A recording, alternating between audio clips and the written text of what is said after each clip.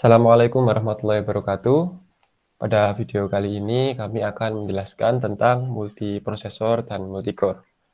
Sebelumnya kami akan memperkenalkan diri terlebih dahulu. Jadi kami dari kelompok 6 AOK Div kelas C. Yang pertama ada saya sendiri, Rahmatullah Dafa Izzuddin Wahid. Selanjutnya. Dan saya Kusuma Nisa Anggraini. Saya Hararia Pramadana Alif Rahman. Saya Brian Sani Adila. Saya Azharia Santoso. Baik, untuk kesempatan kali ini kami memiliki beberapa topik bahasan yang kami bagi menjadi dua. Yang pertama ada pada bagian multiprocessor organization. Kami membahas tentang multiple processor organization, lalu symmetric multiprocessor, cache coherence and the MSI protocol, multithreading and chip multiprocessor, clusters, non-uniform memory address atau NUMA, dan yang terakhir cloud computing. Lalu untuk pada bagian multicore, kami membahas tentang hardware performance issues, software performance issues, multicore organization, heterogeneous multicore organization, Intel Core i7-9900X, ARM Cortex A15 4 PC P-Core, IBM Z Enterprise EC12 mainframe. Pertama kami akan membahas terlebih dahulu tentang multiple processor organization. Jadi ada 4 tipe prosesor paralel. Yang pertama ada SISD atau Single Instruction Single Data Stream. Jadi di sini merupakan prosesor tunggal yang mengeksekusi instruksi pada suatu memori dari satu stream saja. Lalu selanjutnya ada SIMD atau Single Instruction Multiple Data. Di sini prosesor tunggal dapat mengeksekusi beberapa stream data yang berbentuk rentetan. Yang ketiga ada MISD stream atau Multiple Instruction Single Data. Di sini terdapat beberapa prosesor yang mengakses satu data yang dibagi-bagi. Dan yang terakhir ada MIMD stream atau Multiple Instruction Multiple Data. Di sini beberapa prosesor dapat mengeksekusi beberapa data dari beberapa sumber yang berbeda. Dapat dilihat di sini untuk bagian dari tipe prosesor. Pada single instruction, single data, di sini terdapat arsitektur uniprosesor. Lalu pada SIMD terdapat prosesor dengan vektor dan prosesor array. Lalu selanjutnya MISD karena ini tidak umum, jadi jarang ada untuk contohnya. Lalu selanjutnya ada MIMD yang dibagi menjadi dua berdasarkan memori. Yang pertama ada shared memory, yaitu yang dibagi menjadi dua lagi, yaitu ada symmetric multiprocessor dan non-uniform memory access. Selanjutnya ada distributed memory yang berbentuk cluster. Di sini ada organisasi prosesor paralel atau SISD. Di sini dapat dilihat bahwa satu control unit dapat mengakses satu processing unit dan satu processing unit dapat mengakses data pada satu memory unit saja. Lalu selanjutnya di sini ada organisasi SIMD. Di sini dapat dilihat bahwa satu control unit dapat memberi perintah kepada beberapa processing unit. Lalu setiap processing unit tersebut memiliki satu data stream masing-masing. Selanjutnya ada organisasi MIMD dengan shared memory. Di sini terdapat beberapa control unit, tidak seperti sebelumnya, dan satu control unit dapat mengakses satu processing unit, tapi satu processing unit hanya dapat mengakses satu memori. Jadi semua processing unit mengakses satu memori yang sama. Dan yang terakhir di sini ada MIMD dengan distributed. Di sini menggunakan memori yang terintegrasi sendiri-sendiri untuk setiap processing unitnya. Selanjutnya, symmetric multiprocessor. Next. Karakteristik SMP sebagai standalone komputer. Ada dua atau lebih prosesor serupa dengan kemampuan yang sebanding. Prosesor berbagi memori utama dan I/O yang sama dan saling terhubung oleh bus atau koneksi internal lainnya. Semua prosesor berbagi akses ke perangkat I/O. Semua prosesor dapat melakukan fungsi yang sama dan sistem dikendalikan oleh sistem operasi terintegrasi yang menyediakan interaksi antar prosesor dan program. Keunggulan SMP dibandingkan uniprosesor. Yang pertama ada kinerja. Pekerjaan yang harus dilakukan oleh komputer dapat diatur sedemikian rupa sehingga beberapa bagian dari pekerjaan dapat dilakukan secara paralel. Maka sistem dengan kelipatan prosesor akan menghasilkan kinerja yang lebih besar daripada satu dengan prosesor tunggal tipe yang sama. Yang kedua ada ketersediaan. Dalam multiprosesor simetris, karena semua prosesor dapat melakukan fungsi yang sama, kegagalan satu prosesor tidak menghentikan mesin. Sebaliknya, sistem dapat terus berfungsi dengan kinerja yang berkurang. Setelah itu ada pertumbuhan tambahan. Seorang pengguna dapat meningkatkan kinerja sistem dengan menambahkan prosesor tambahan. Setelah itu ada penskalaan. Vendor dapat menawarkan rangkaian produk dengan karakteristik harga dan kinerja yang berbeda berdasarkan jumlah prosesor yang dikonfigurasi dalam sistem. Next. Selanjutnya ada organization bus. Gambar berikut menggambarkan secara umum organisasi sistem multiprosesor. Ada 2 atau lebih prosesor. Setiap prosesor mandiri termasuk unit control, ALU, register, dan biasanya 1 atau lebih case. Setiap prosesor memiliki akses ke memori utama bersama dan perangkat I/O melalui beberapa bentuk mekanisme interkoneksi. Prosesor dapat berkomunikasi satu sama lain melalui memori. Mungkin juga memungkinkan prosesor untuk bertukar sinyal secara langsung. Memori sering diatur sehingga beberapa akses simultan ke blok memori yang terpisah. Di dalam beberapa konfigurasi, setiap prosesor mungkin juga memiliki memori utama pribadi dan saluran I/O selain sumber daya bersama. Next. Selanjutnya time shared bus. Gambar berikut merupakan organisasi bus yang paling umum untuk komputer pribadi, workstation, dan server bernama bus time share. Bus time share adalah mekanisme paling sederhana untuk membangun sistem multiprosesor. Struktur dan antarmukanya adalah pada dasarnya sama dengan sistem prosesor tunggal yang menggunakan interkoneksi bus. Bus terdiri dari jalur kontrol, alamat, dan data. Ini adalah fitur menarik organisasi bus. Yang pertama ada kesederhanaan. Ini adalah pendekatan paling sederhana untuk organisasi multiprosesor. Antarmuka fiksi dan pengalamatan, arbitrage, dan logika pembagian waktu dari setiap prosesor tetap sama seperti dalam sistem prosesor tunggal. Yang kedua ada fleksibilitas. Secara umum mudah untuk memperluas sistem dengan memasang lebih banyak prosesor ke bus. Yang ketiga ada keandalan. Bus pada dasarnya adalah media pasif dan kegagalan apapun perangkat yang terpasang tidak boleh menyebabkan kegagalan seluruh sistem. Selanjutnya kekurangan organisasi bus. Kelemahan utama adalah kinerja. Semua referensi memori melewati bus umum. Performa terbatas dengan waktu siklus bus. Setiap prosesor memiliki memori cache. Hal ini mengurangi jumlah akses bus. Setelah itu mengarah ke masalah dengan koherensi cache. Jika sebuah kata diubah dalam satu cache, kata tersebut dapat membuat kata tidak valid di cache lain. Untuk mencegah hal ini, prosesor lain harus diberitahu bahwa pembaruan telah terjadi. Biasanya ditangani di perangkat keras daripada sistem operasi. Ini pertimbangan desain sistem operasi multiprosesor. Proses bersamaan simultan. Rutinitas OS perlu masuk kembali untuk mengizinkan beberapa prosesor untuk mengeksekusi kode yang sama secara bersamaan. Dengan banyak prosesor yang menjelaskan bagian yang sama atau berbeda dari OS, tabel OS dan struktur manajemen harus dikelola dengan baik untuk menghindari kebuntuan atau tidak valid operasi. Setelah itu ada penjadwalan. Setiap prosesor dapat melakukan penjadwalan, jadi harus ada konflik dihindari. Penjadwal harus menetapkan proses siap untuk prosesor yang tersedia. Selanjutnya ada sinkronisasi. Dengan beberapa proses aktif yang memiliki akses potensial ke ruang alamat bersama atau sumber daya I/O bersama, harus diperhatikan untuk menyediakan sinkronisasi yang efektif.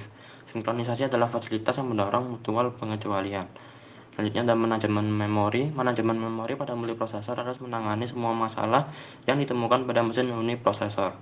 Selain itu, sistem operasi perlu mengeksploitasi yang tersedia paralelisme perangkat keras, seperti memori multiport untuk mencapai kinerja terbaik. Mekanisme paging pada prosesor yang berbeda harus dikoordinasikan untuk menegakkan konsistensi ketika beberapa prosesor berbagi halaman atau segmen dan untuk memutuskan pergantian halaman. Selanjutnya adalah keandalan dan toleransi kesalahan. Sistem operasi harus memberikan keanggunan degradasi dalam menghadapi kegagalan prosesor. Penjadwal dan bagian lainnya sistem operasi harus mengenali restrukturisasi tabel manajemen yang sesuai. Selanjutnya cache coherence dan Messi protokol. Dalam sistem multiprosesor kontemporer biasanya memiliki 1 atau 2 tingkat cache yang terkait dengan setiap prosesor. Organisasi ini penting untuk mencapai kinerja yang wajar, namun itu menciptakan masalah yang dikenal sebagai koherensi cache.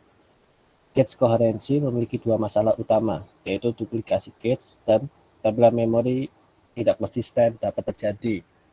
Untuk duplikasi cache, terdapat beberapa salinan dari data yang sama dapat ada di cache yang berbeda secara bersamaan.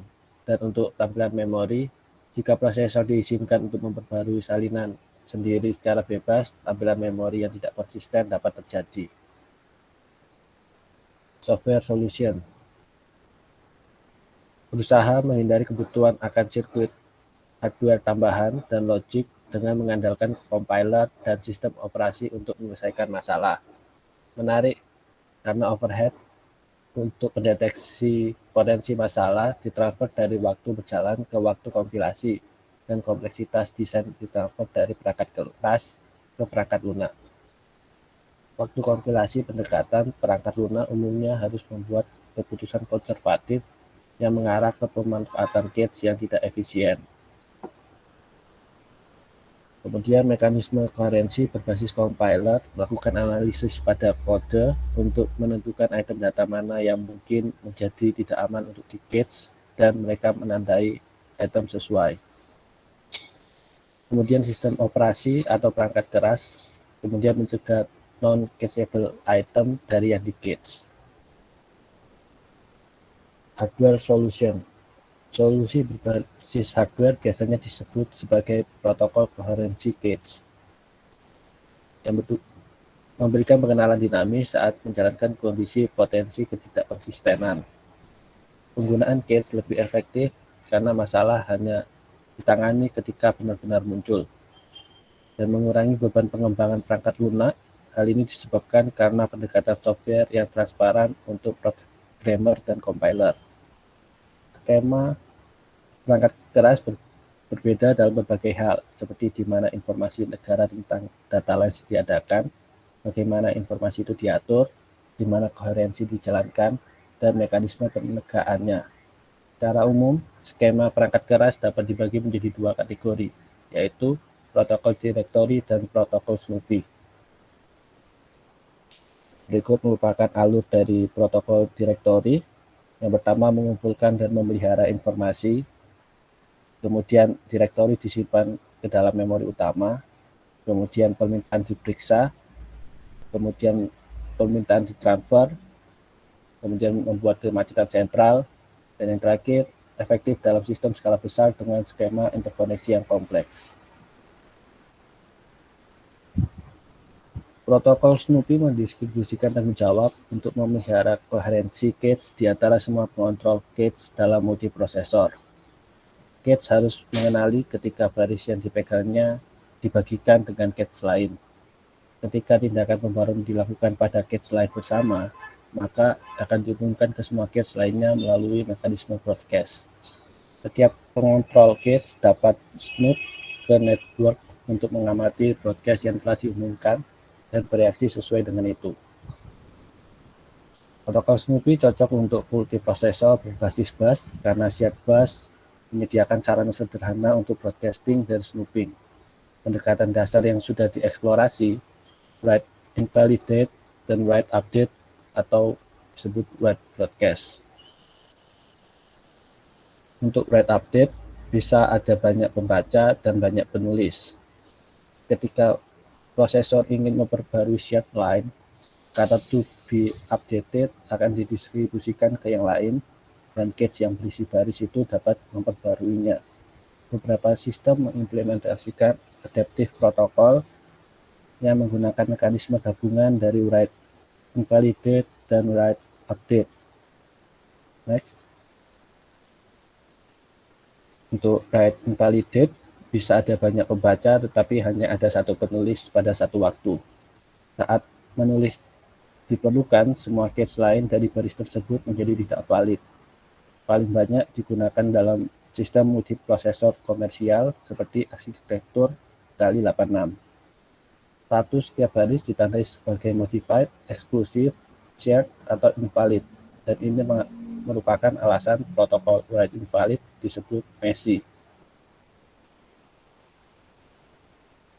Cache data menyertakan 2 bit status per tag, sehingga baris dapat berada di salah satu dari 4 status. Modified, baris dalam cache telah dimodifikasi dan hanya tersedia di cache ini. Eksklusif, baris dalam cache sama dengan yang ada di memori dan tidak ada di cache lainnya. Shared, baris dalam cache sama dengan yang ada di memori utama dan mungkin ada di cache lain. Invalid, baris dalam cache tidak berisi data yang valid.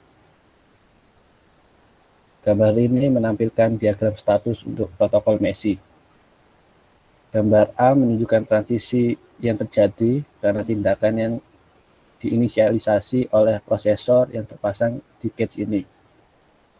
Dan gambar yang B menunjukkan transisi yang terjadi ketika ada snub di common bus.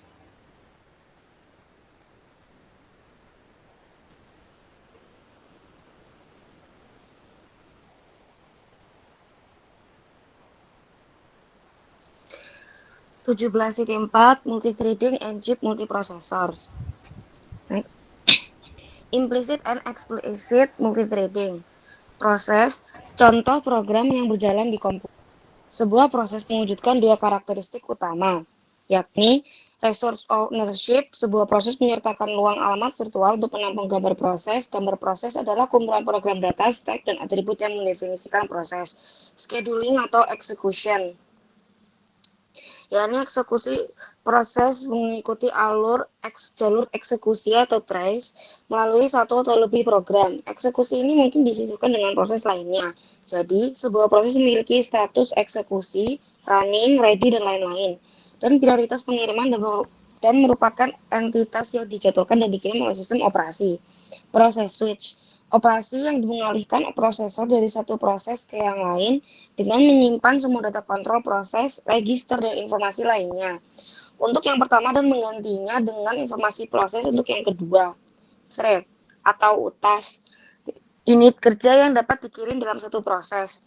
Ini termasuk prosesor konteks yang mencakup menghitung program dan menunjuk penumpukan dan datanya sendiri area untuk tumpukan. Sebuah thread dieksekusi secara berurutan dan dapat diinterupsi sehingga prosesor dapat beralih ke thread yang lain. Thread switch, tindakan mengalihkan kontrol prosesor dari suatu thread ke yang lain dalam proses yang sama. Biasanya jenis saklar ini jauh lebih sedikit mahal daripada proses switch. Next. Pendekatan untuk explicit multithreading atau approaches to explicit multithreading. Secara umum ada 4 pendekatan utama untuk multithreading. Multithreading yang interleaved ini juga dikenal sebagai multithreading berbutir halus. Prosesor menangani 2 atau lebih konteks thread sekaligus, beralih dari satu thread ke thread lainnya dalam setiap siklus jam. Jika thread diblokir karena ada dependensi data atau latensi memori, thread itu dilewati dan siap dieksekusi. Blok multithreading ini juga dikenal sebagai multithreading berbutir kasar. Instruksi thread dieksekusi secara berurutan sehingga suatu peristiwa terjadi yang dapat menyebabkan penundaan seperti cache miss. Peristiwa ini menyebabkan peralihan ke benang yang lain. Pendekatan ini efektif terhadap prosesor dalam urutan yang akan menghentikan jalur pipa untuk acara penundaan seperti cache miss. Simultaneous multithreading atau SMT.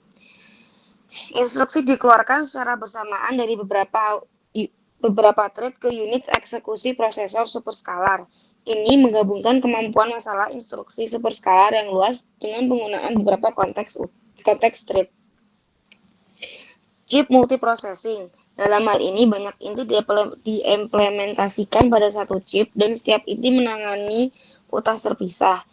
Keuntungan dari pendekatan ini adalah bahwa area logika yang tersedia pada sebuah chip digunakan secara efektif tanpa bergantung pada kompleksitas yang semakin meningkat dalam desain pipa.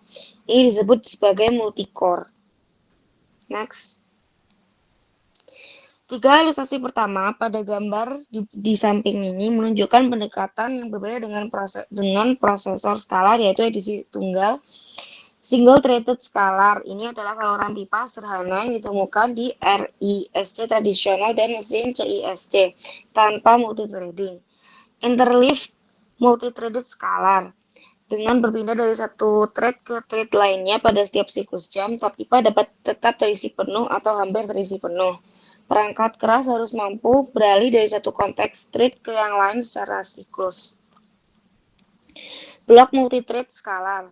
Dalam hal ini, satu thread dieksekusi hingga peristiwa latensi terjadi yang akan menghentikan pipa. Pada saat itu, proses beralih ke thread lain.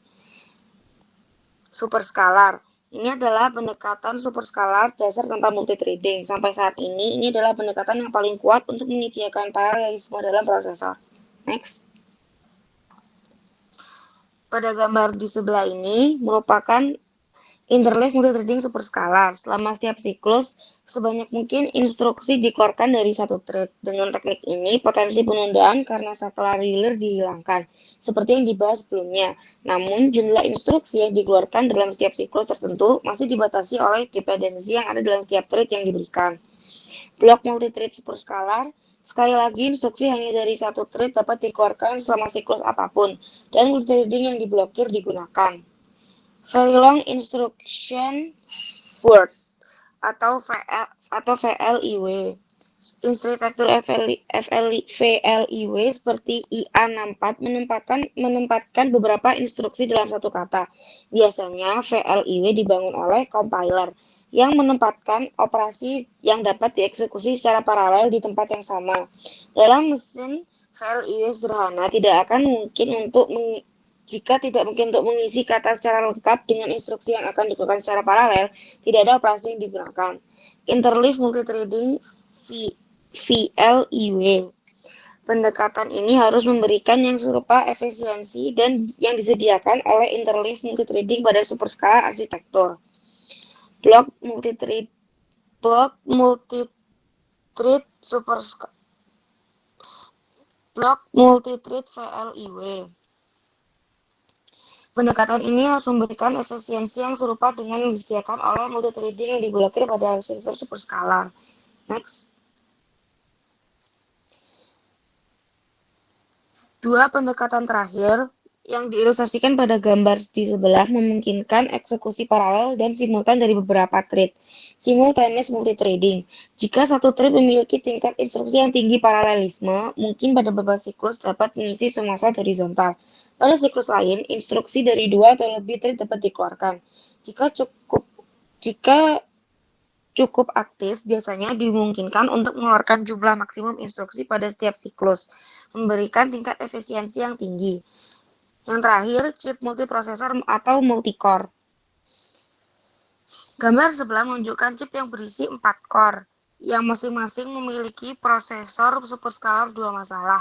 Setiap inti adalah menetapkan thread di mana ia bisa mengeluarkan hingga 2 instruksi per siklus. Selanjutnya adalah cluster. Next. Cluster adalah alternatif untuk SMP sebagai pendekatan untuk memberikan kinerja yang tinggi dan tinggi ketersediaan, sangat menarik untuk aplikasi server, didefinisikan sebagai sebuah kelompok yang saling berhubungan komputer bekerja bersama sebagai sumber daya komputasi terpadu yang dapat menciptakan ilusi menjadi satu mesin.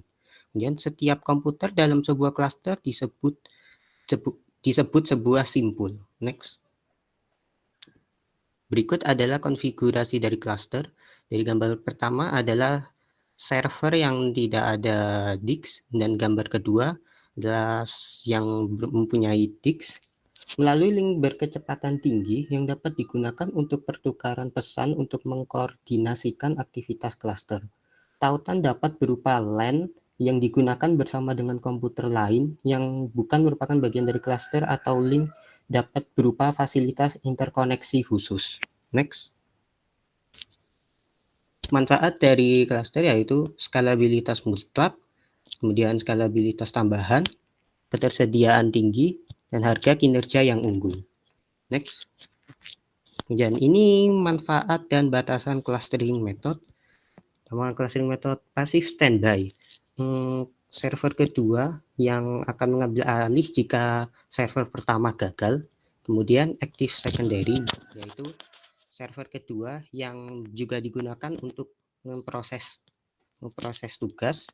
Kemudian ada separate server. Separate server memiliki disknya sendiri.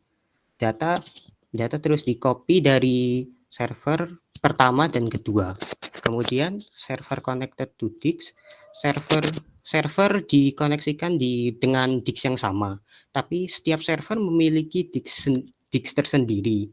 Jika satu gagal, maka salah satu disk akan mengambil alih dari server yang lain. Kemudian server shared disk, yaitu banyak server yang mengakses dengan disk. Next. Kemudian pengoperasian sistem masalah desain. Yang ada failover, kemudian failback. Kemudian penyeimbang bebannya adalah skalabilitas. Secara otomatis menyertakan komputer baru dalam penjadwalan. Kemudian kebutuhan middleware untuk mengakui bahwa proses dapat beralih antar mesin. Next.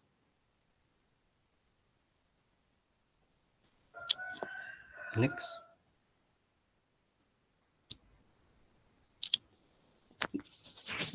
Kemudian ini adalah klaster komputer arsitektur.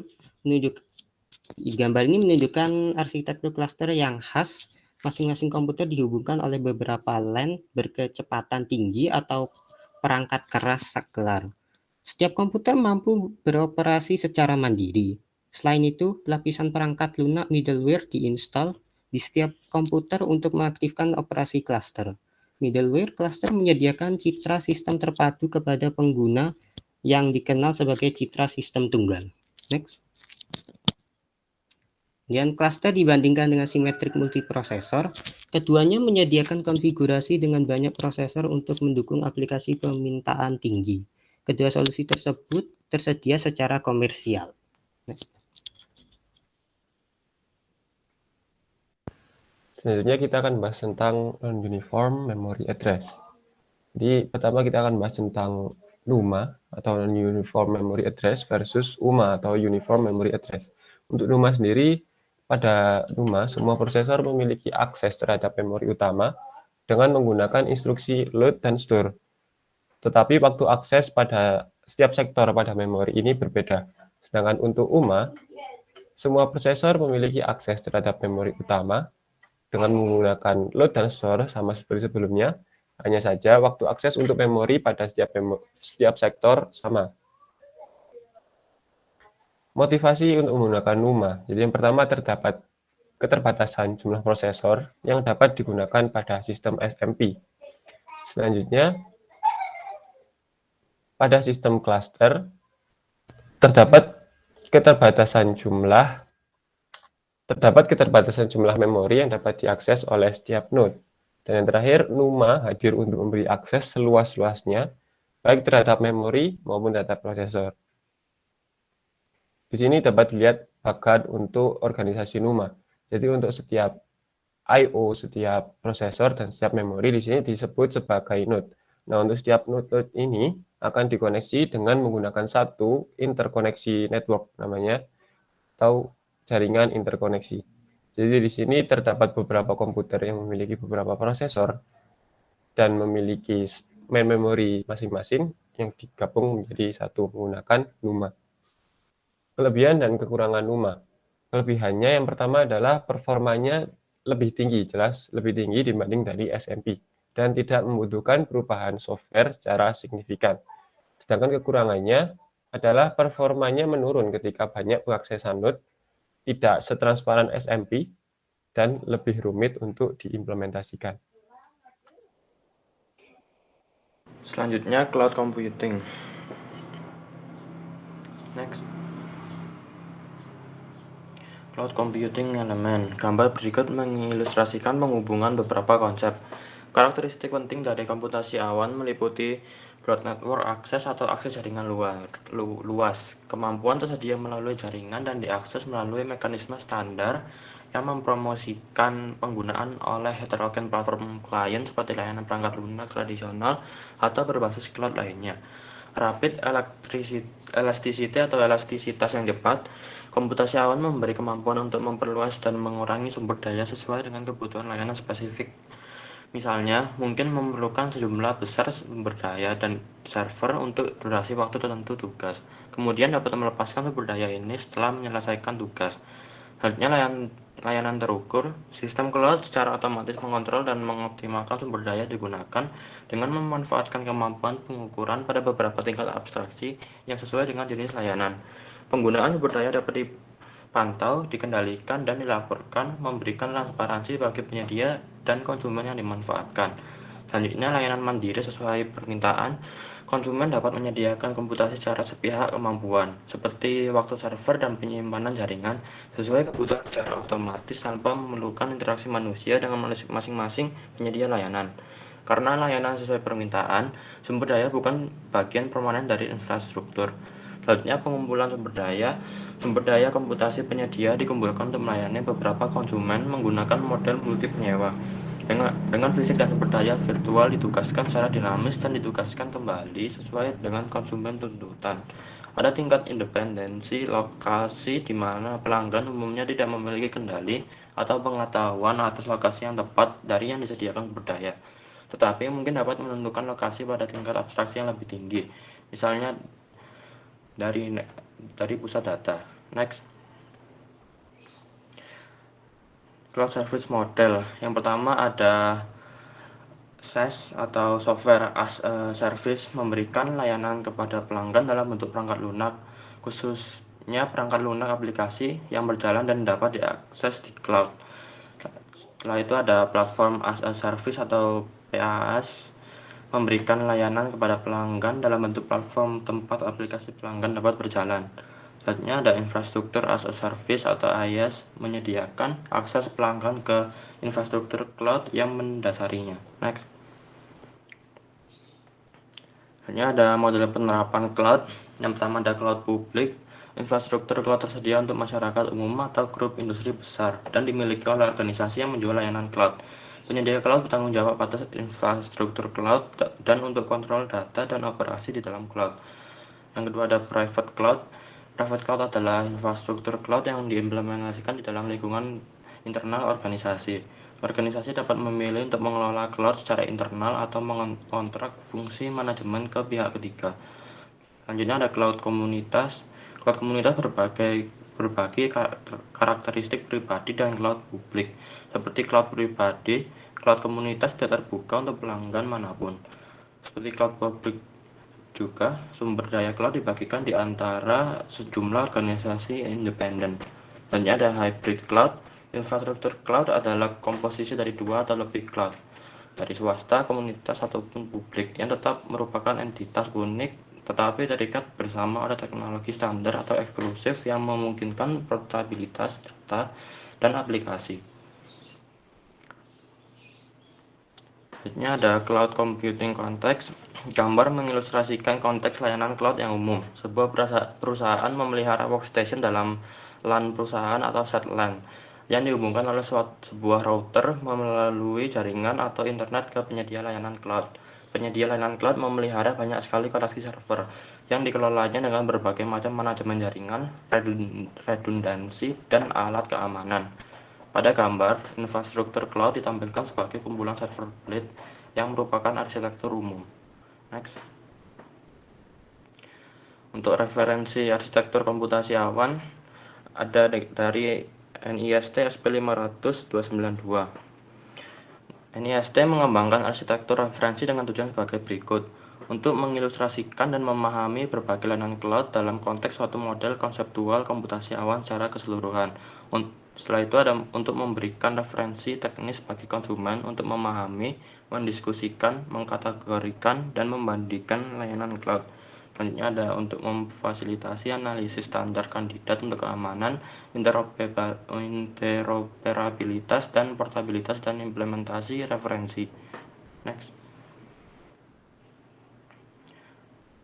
Dari gambar ini bisa dilihat ada beberapa hal. Yang pertama ada cloud provider, seseorang atau organisasi yang memelihara hubungan bisnis dengan dan menggunakan layanan dari penyedia cloud. Selanjutnya ada penyedia cloud atau CP, seseorang, organisasi, atau entitas yang bertanggung jawab untuk membuat layanan yang tersedia untuk pihak yang berkepentingan. Selanjutnya ada cloud auditor, yaitu pihak yang dapat melakukan penilaian independen atas layanan cloud, operasi sistem, informasi, kinerja, dan keamanan cloud penerapan. Selanjutnya ada cloud broker, yaitu entitas yang mengelola penggunaan kinerja dan pengiriman layanan cloud, serta menegosiasikan hubungan antara CP dan cloud konsumen. Selanjutnya ada cloud carrier, perantara menyediakan konektivitas dan transportasi layanan cloud dari CP ke konsumen cloud.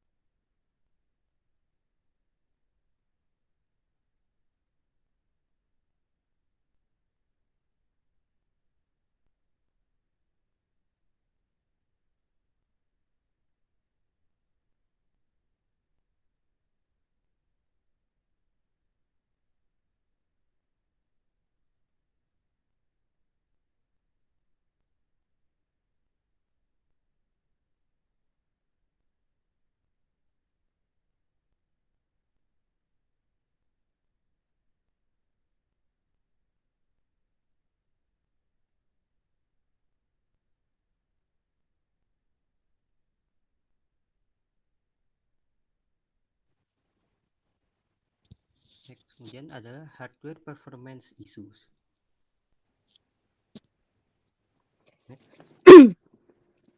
Next.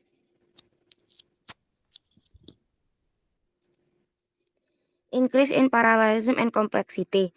Perubahan organisasi dalam desain prosesor terutama difokuskan pada mengeksploitasi ILP sehingga lebih banyak pekerjaan yang dilakukan di setiap siklus clock.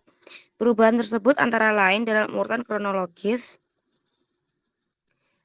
pipelining, instruksi individu dieksekusi melalui pipeline tahapan sehingga ketika satu instruksi dieksekusi dalam satu tahap pipa, yang instruksi lain dieksekusi di tahap lain dari pipa.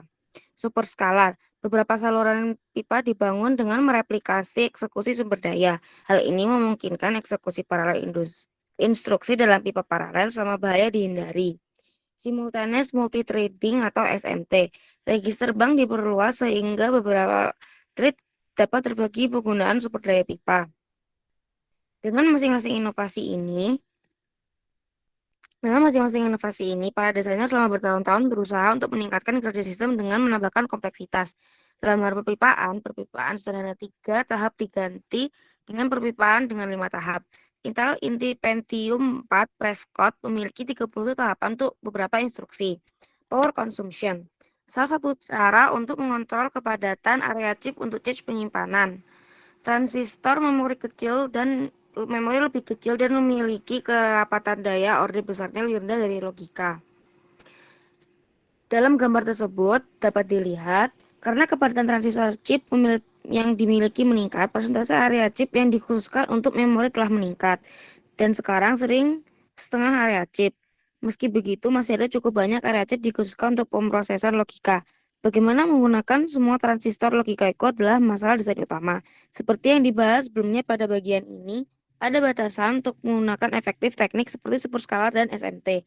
Secara umum, pengalaman beberapa dekade terakhir telah dirangkum dalam aturan praktis yang dikenal sebagai aturan Pollack atau Paul 99, yang menyatakan bahwa peningkatan kinerja secara kasar sebanding dengan akar kuadrat dari peningkatan kompleksitas. Dengan kata lain, jika Anda menggandakan logika dalam inti prosesor, maka itu hanya memberikan 40% lebih kinerja. Pada prinsipnya, penggunaan beberapa core berpotensi untuk memberikan peningkatan kinerja yang mendekati linear dengan peningkatan jumlah, tetapi hanya untuk perangkat lunak yang dapat memanfaatkannya.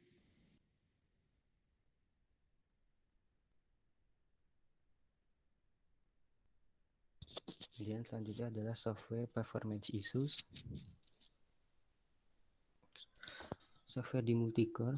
Menurut kinerja potensial dari organisasi multicore bergantung pada kemampuan untuk secara efektif mengeksploitasi sumber daya paralel yang tersedia untuk aplikasi. Next.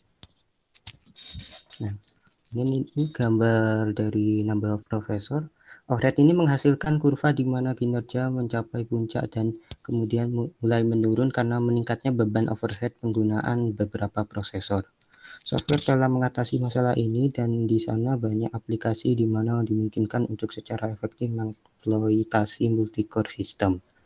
Analisis efektivitas sistem multicore pada satu set aplikasi database di mana perhatian besar diberikan untuk mengurangi fraksi serial. Dalam arsitektur perangkat keras, sistem operasi, middleware, dan database aplikasi software. Next. Sejumlah kelas aplikasi mendapat manfaat langsung dari kemampuan untuk meskalakan throughput dengan jumlah core. Contohnya, multi-thread native application. Itu multi-thread aplikasi ditandai dengan memiliki sejumlah kecil yang sangat berulir proses. Kemudian multi-process application. Aplikasi proses dirincikan oleh adanya banyak proses single-threaded. Kemudian Java application. Oke, Java merangkul threading secara mendasar. Tidak hanya bahasa Java yang sangat memudahkan aplikasi multithread, tetapi Java Virtual Machine adalah proses multithreaded yang menyediakan penjadwalan dan manajemen memori untuk aplikasi Java.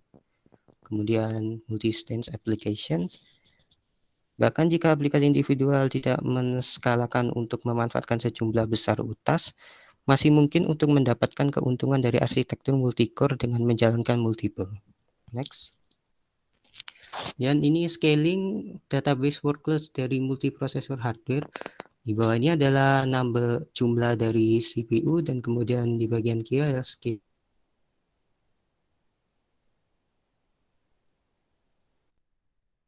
Next. Kemudian ini adalah hybrid threading untuk referencing modul. Gambar ini mengilustrasikan struktur thread untuk modul rendering. Di dalam struktur hierarkis, utas tingkat yang lebih tinggi menelurkan utas tingkat yang lebih rendah sesuai kebutuhan. Modul rendering bergantung pada bagian penting dari mesin sumber, daftar dunia, yang merupakan representasi database dari elemen visual, misalnya seperti di dunia game. NS tugas pertama adalah menentukan area dunia apa yang perlu dirender. Next. Beberapa elemen kunci dari strategi threading untuk modul rendering terdaftar di LEON 07 sebagai berikut. Membuat daftar rendering adegan untuk beberapa dengan adegan secara paralel, kemudian overlap graphic simulation, kemudian transformasi dengan secara paralel, menggambar secara paralel. Next. Selanjutnya tentang multicore organization. Jadi untuk multicore organization ini ada beberapa variabel utama. Yang pertama adalah banyaknya inti prosesor. Yang kedua, tingkat dari atau level dari cache. Yang ketiga adalah bagaimana cache dibagikan pada setiap core atau inti. Yang keempat, bagaimana untuk penggunaan dari SMT atau simultaneous multithreading. Dan yang terakhir adalah tipe dan jenis inti. Di sini dapat lihat untuk tipe dari prosesor yang menggunakan dedicated cache. Di sini pada gambar kiri yang di dedicated adalah cache L1. Di sini terdapat L1 untuk data dan L1 untuk instruksi. Jadi untuk data streamnya dari main memory ke L2 cache dan I/O juga langsung ke L1 cache. Sedangkan untuk di bagian kanan di sini terdapat prosesor dengan dedicated L2 cache. Jadi untuk data streamnya baik dari main memory maupun dari I/O akan langsung masuk ke cache L2 baru diproses oleh L1 dan masuk ke CPU. Selanjutnya dengan menggunakan skema shared cache. Di sini shared cache berarti satu cache akan dipakai oleh beberapa CPU. Di sini pada bagian kiri terdapat L2 cache yang dilakukan shared. Jadi untuk data streamnya mulai dari main memory dan I/O akan masuk ke L2 cache. Pada L2 cache ini data seluruhnya akan dibagi secara merata kepada setiap core CPU.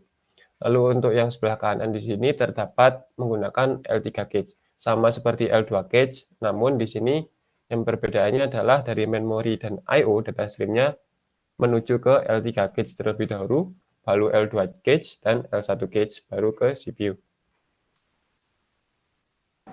Selanjutnya, organisasi multicore heterogen. Next. Arsitektur set instruksi yang berbeda itu mengacu pada chip prosesor yang mencakup lebih dari satu jenis inti. Tren yang paling menonjol adalah penggunaan CPU dan unit pemrosesan grafis atau GPU pada chip yang sama. GPU ditandai dengan kemampuan untuk mendukung ribuan thread eksekusi paralel. Selanjutnya adalah heterogen multi-core chip element. Gambar ini adalah organisasi prosesor multi-core yang khas. Beberapa CPU dan GPU berbagi sumber daya dalam chip, seperti cache level terakhir atau LLC, interkoneksi jaringan, dan pengontrol memori. Yang paling penting adalah kebijakan manajemen cache yang menyediakan pembagian LLC yang efektif. Perbedaan sensitivitas cache dan kecepatan akses memori antara CPU dan GPU menciptakan tantangan yang signifikan untuk berbagai LLC secara efisien. Selanjutnya, Heterogeneous System Architecture atau HSA. Seluruh ruang memori virtual terlihat oleh CPU dan GPU. Sistem memori virtual membawa halaman ke memori utama fisik sebagai diperlukan. Kebijakan memori yang koheren memastikan bahwa cache CPU dan GPU keduanya saling melihat data terkini. Setelah itu ada antarmuka pemrograman yang terpadu.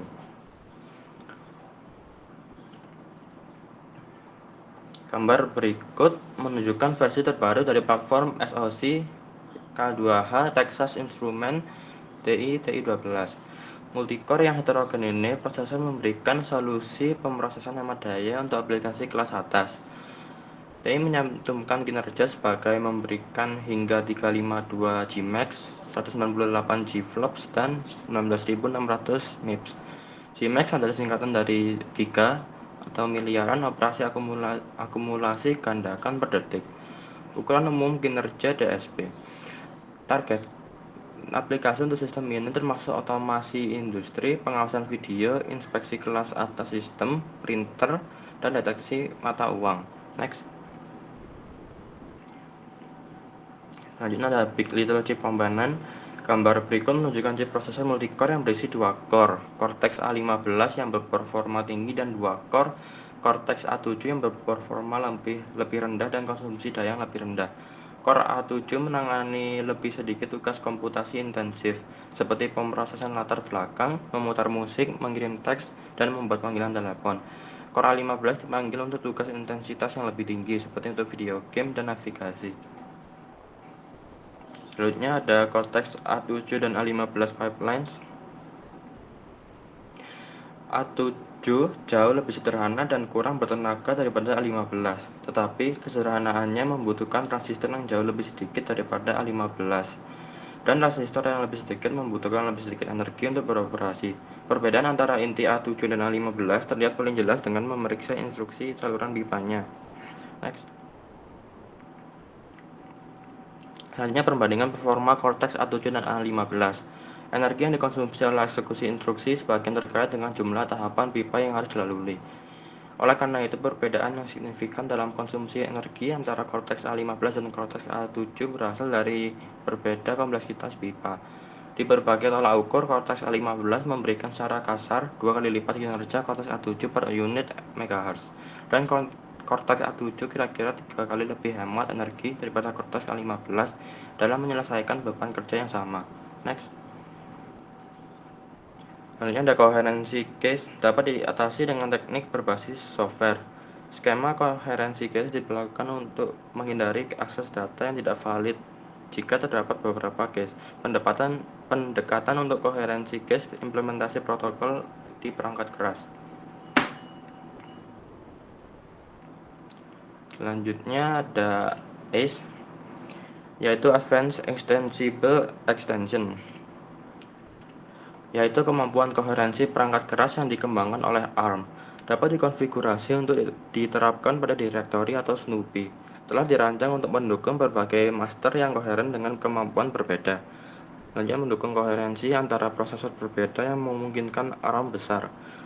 Dan yang terakhir mendukung koherensi I/O untuk master yang tidak di-cache, mendukung master dengan ukuran baris cache yang berbeda, model status cache internal yang berbeda, dan master dengan cache tulis balik atau tulis tayang. Selanjutnya ARM ACE cache line stage, yaitu di sini ada gambar status ACE sesuai dengan model koherensi cache dengan 5 status, bisa dikenal dengan MOESI. Next. Berikut merupakan tabel komparasi antara Snoop Protocol. Di tabel berikut membandingkan model Messi dan model Messi. Next.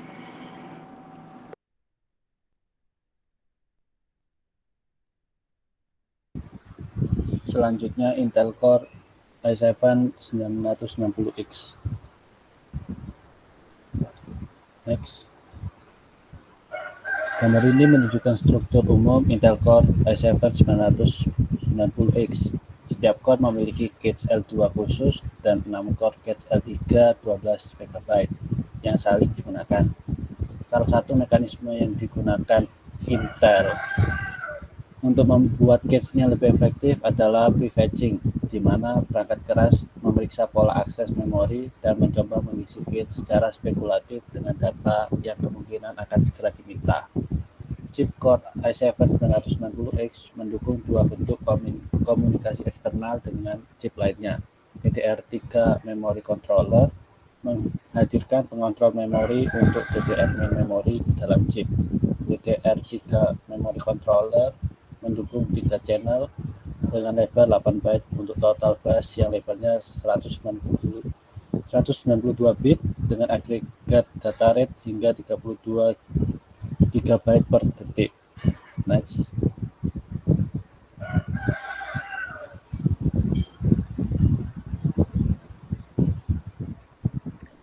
Next. Gambar di samping menyajikan diagram blok Cortex A15 MP Core. Kunci elemen dari sistem tersebut adalah sebagai berikut. Generic Interrupt Controller atau GIC menangani deteksi interupsi dan interupsi prioritas. GIC mendistribusikan interupsi ke inti individu. Debug Unit and Interface. Unit debug memungkinkan host debug eksternal untuk berhenti eksekusi program, memeriksa dan mengubah proses dan status koprosesor, meneliti dan mengubah memori dan status peripheral input atau output, dan restart prosesor. Generic Timer. Setiap inti memiliki timer pribadinya sendiri yang dapat menghasilkan interupsi. Trace. Mendukung pemantauan kinerja dan alat pelacakan program. Core. Satu inti ARM Cortex 15. L1 cache. Setiap inti memiliki cache data L1 dan instruksi L1 tersendiri. L2 cache. Sistem memori L2 bersama melayani instruksi dan data L1 cache meleset dari setiap inti. Control Unit atau SCU bertanggung jawab untuk memelihara cache L2 atau L1. Next. Dalam GIC terdapat penanganan interupsi, yakni dengan cara penyembunyian instruksi, kemudian prioritas interupsi, distribusi interupsi ke inti A15 target, melacak status interupsi, lalu generasi interupsi oleh perangkat lunak. Next. Generic Interrupt Control atau GIC adalah unit fungsional tunggal yang ditempatkan dalam sistem di samping core A15.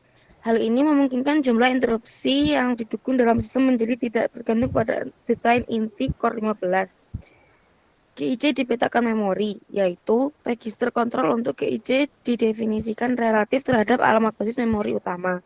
GIC adalah diakses oleh inti A15 menggunakan antarmuka pribadi melalui SCU.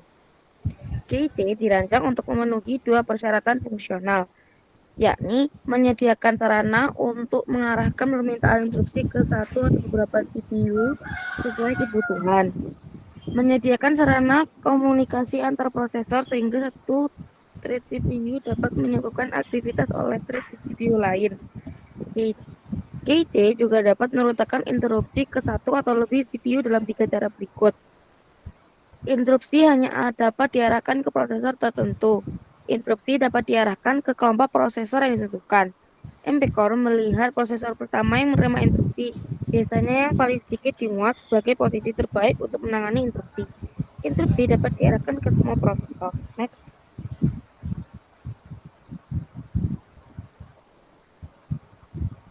Dari sudut pandang inti A15, interupsi dapat berupa tidak aktif.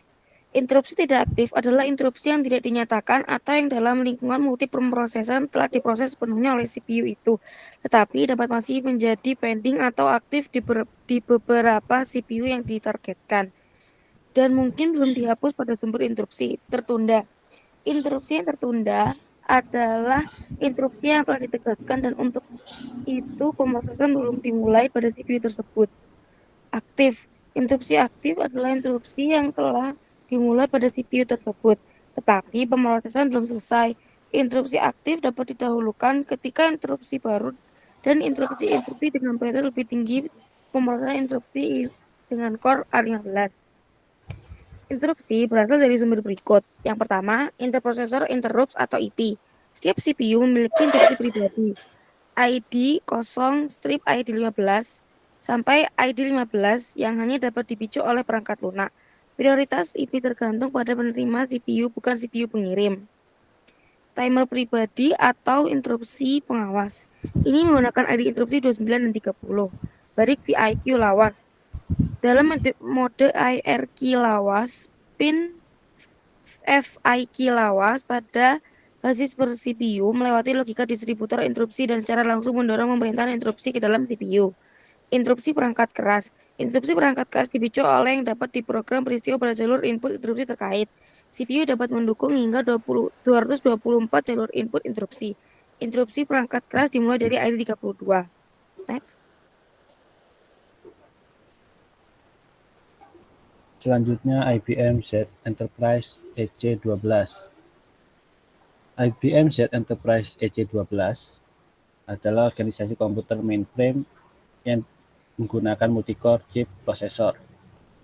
MCM atau multi-chip modul adalah substrat keramik kaca 103 lapis dengan ukuran 96 x 96 mm yang memiliki 8 chip dan 7.356 konektivitas. Memiliki total transistor lebih dari 23 miliar. MCM dipasangkan ke book yang merupakan bagian dari book packaging, dan buku itu dipasangkan ke midplane system board untuk menyediakan interkonektivitas di antara book tersebut. Komponen yang sebelumnya, komponen penting dari MCM bisa dilihat di gambar. Prosesor unit atau PU ada 6 buah dengan masing-masing 5 GHz prosesor PU chip, dan masing-masing berisi 4 inti prosesor ditambah 3 tingkat cache. PU memiliki koneksi eksternal ke main memory melalui memory control unit dan I/O melalui host channel adapter, dan setiap MCM memiliki 24 core.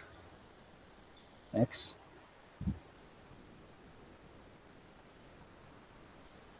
EC12 menggabungkan 4-level cache structure yang setiap core memiliki cache level 1 160 KB dibagi menjadi 96 KB data cache dan 64 KB instruction cache. Cache L1 dirancang sebagai cache write ke L2, yaitu data yang diubah juga disimpan ke tingkat memori berikutnya. Setiap core juga memiliki 2 MB L2 khusus, dibagi rata menjadi cache data 1 MB dan cache instruksi 1 MB. Cache L2 adalah write through ke L3 dan merupakan set 8 arah asosiatif. Setiap 4 core prosesor unit chip memiliki cache L3 24 MB yang digunakan bersama oleh ke-6 core. Karena cache L1 dan L2 adalah write through, cache L3 harus memproses setiap penyimpanan yang dihasilkan oleh 6 core lainnya. Cache L3 adalah set asosiatif 12 arah. Selanjutnya, semua 6 PU pada MCM berbagi cache L4 160 MB yang dibagi menjadi satu cache 92 MB pada setiap chip. Cache L level 4 diperlukan untuk menjaga agar core tetap jalan secara efisien. Cache L4 adalah set asosiatif 24 arah, dan cache L4 merupakan manajer koherensi. Artinya semua pengambilan memori harus berada di cache L4 sebelum data tersebut dapat digunakan oleh prosesor.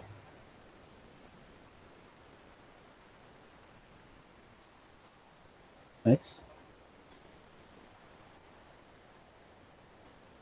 Sekian presentasi dari kelompok kami. Jika ada salah kata, kami mohon maaf. Terima kasih.